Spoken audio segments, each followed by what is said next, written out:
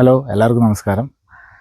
ഇന്ന് ഞാനിവിടെ പറയാൻ പോകുന്നത് നമ്മുടെ വിസയ്ക്ക് വേണ്ടിയിട്ടുള്ള എക്സ്പ്രഷൻ ഓഫ് ഇൻട്രസ്റ്റ് ഇട്ട് കഴിയുമ്പോൾ അതിന് വേണ്ടിയിട്ടുള്ള സപ്പോർട്ടിംഗ് ഡോക്യുമെൻറ്റ്സ്, ബേസിക്കലി നമ്മുടെ എക്സ്പീരിയൻസ് സർട്ടിഫിക്കറ്റ്സ് പോലുള്ള സപ്പോർട്ടിംഗ് ഡോക്യുമെൻറ്റ്സ് എന്തൊക്കെയാണ് വേണ്ടതെന്നുള്ളതാണ്.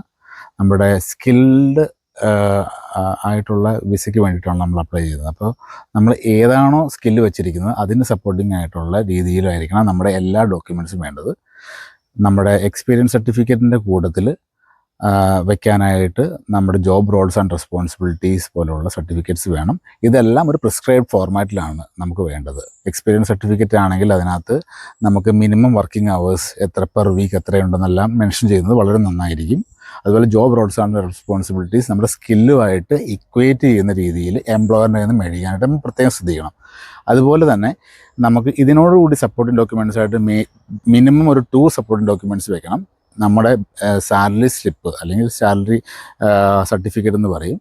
അതോടുകൂടി തന്നെ നമ്മുടെ ബാങ്ക് സ്റ്റേറ്റ്മെൻറ്റ്, ഈ 2 ഡോക്യുമെൻറ്റും മിനിമം നമ്മുടെ എക്സ്ട്രാ ആയിട്ട് വെക്കാനായിട്ട് നോക്കണം. അതിലെനിക്ക് പറഞ്ഞു തരാനുള്ളൊരു കാര്യം എന്ന് പറഞ്ഞു കഴിഞ്ഞാൽ, നമ്മുടെ സാലറി സ്ലിപ്പ് നമ്മൾ എപ്പോഴാണോ സ്റ്റാർട്ട് ചെയ്തിരിക്കുന്നത്, ഫോർ എക്സാമ്പിൾ നമ്മൾ ജനുവരി മുതൽ ഡിസംബർ വരെയാണ് വർക്ക് ചെയ്യുന്നത്. ജനുവരിയിൽ മാസം മുതൽ 3 മാസം സർട്ടിഫിക്കറ്റ്, ആദ്യത്തെ 3 മാസത്തെയും അവസാനത്തെ 3 മാസത്തെ സാലറി സ്ലിപ്പ് നമ്മുടെ കയ്യിൽ എന്തായാലും വേണം. അത് അവരെന്തായാലും ചോദിക്കും.